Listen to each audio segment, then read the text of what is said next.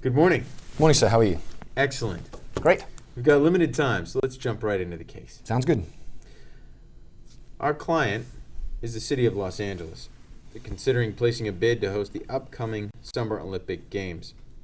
The bidding committee has approached us to ask our opinion of what the major considerations should be. Of major concern is how to convince the state and federal governments that this would be beneficial for the city. How would you recommend they go about doing this?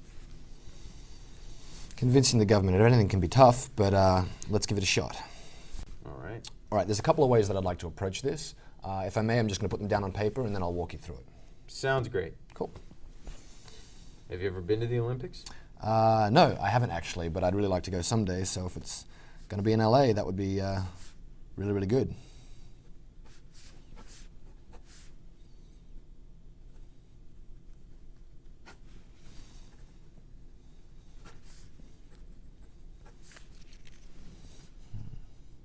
Do you do many cases like this, or is this just a...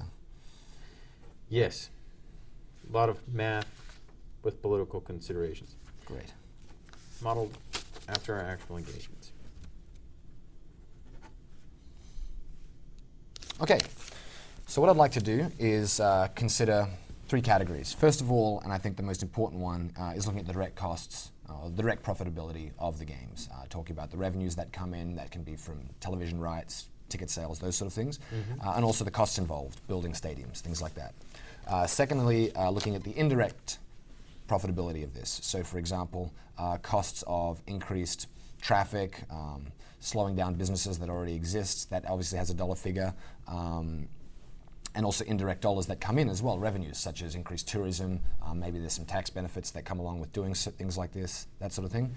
And thirdly, also looking at some externalities like national pride, obviously, is a big thing. If the government is looking, if it's coming up to an election year and we win the Olympics, that could be good for our campaigning, those sort of things. Of these three things, is there anything else that you'd like to consider, or does that sound good? This sounds good. Great. Well, let's start with the direct stuff because I think that is the easiest to quantify, if that makes sense. Certainly. Great. So, looking at direct, let's look at the cost of building the games, because I imagine it's going to be significant, and also I think it makes more sense to start with costs because these are probably going to be known going into a bidding committee, whereas revenues are probably going to be a little hazier. So let's start with costs. Okay. I mentioned stadiums. Certainly. Let me just go through all the costs we have. Okay. It's going to cost $2.8 billion for the operation. That includes the opening ceremony, security, athlete support, transportation, etc. $2.6 billion for freeway upgrades. $6.0 billion for new and upgrading venues. $2.5 billion for new airport terminal. And $1.1 billion for athlete facilities. Okay, so there's a lot of numbers there. I'm just going to clarify. 2.8, 2.6, 6, 2.5, 1.2. 1.1 1.1 for athlete facilities. for athlete facilities, sorry. Okay. So just adding that up. Looks like we're looking at an estimated cost of 15 billion. That's correct. Okay, great. So that's what we're looking at, what we have to catch up, at least, on the direct side of things. Let's switch over to revenue then before looking at maybe indirect costs. I'd rather stick to just the direct stuff. Certainly. Okay, revenues. Well, I mentioned sort of television. I can imagine there'd be a fair bit of money coming in from TV. Is that right? Is that? Yes, that could be one of the revenue streams. What other revenue streams might there be for an Olympic Games? Okay, so we touched on televisions. Obviously, ticket sales as well, I could imagine. A lot of people want to get in on like the Olympic name and all that sort of thing, so probably sponsorship or marketing, merchandising, things like that.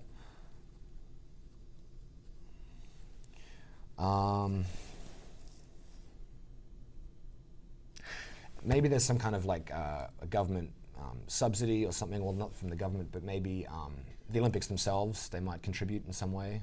Yep, that's correct. Yeah? So let's call it like a fund. How are we looking so far? I think that covers most of the significant direct revenue sources. Okay, great. So what I'd like now to do is sort of break down each one, maybe if there are some dollar figures behind that, match them against what the direct costs are, and then we'll know how we stand from a financial argument. Sounds good. Great. All right, where would you like to start? Let's talk about just the endowment initially.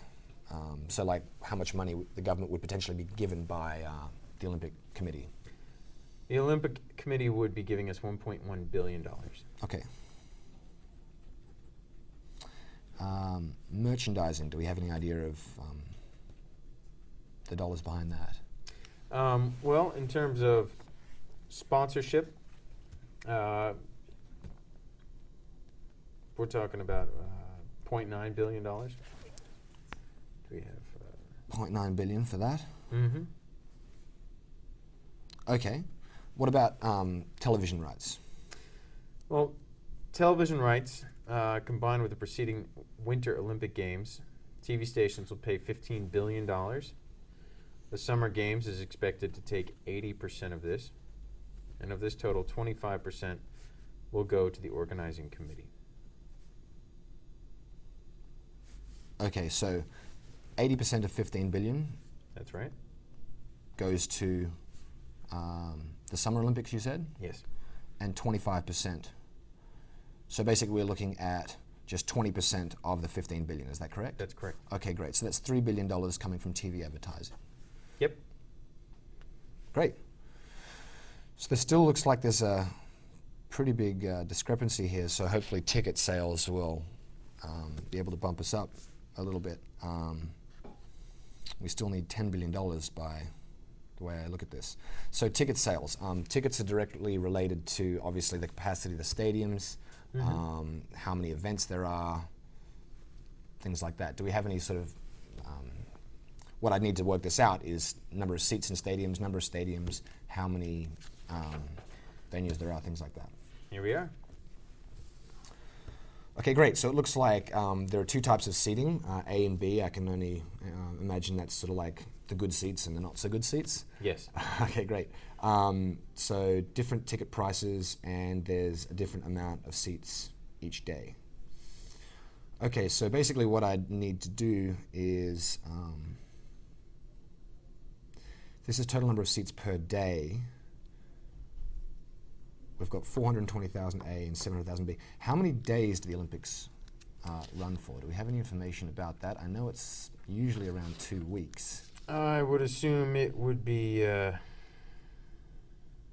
15 days. 15 days. Okay, great.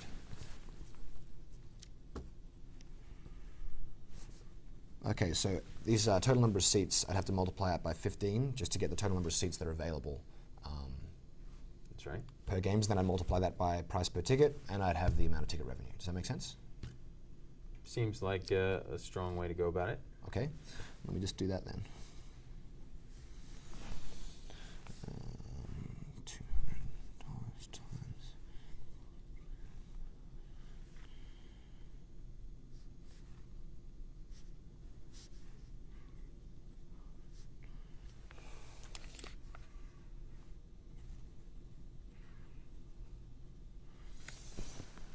The only thing that we might have to consider though is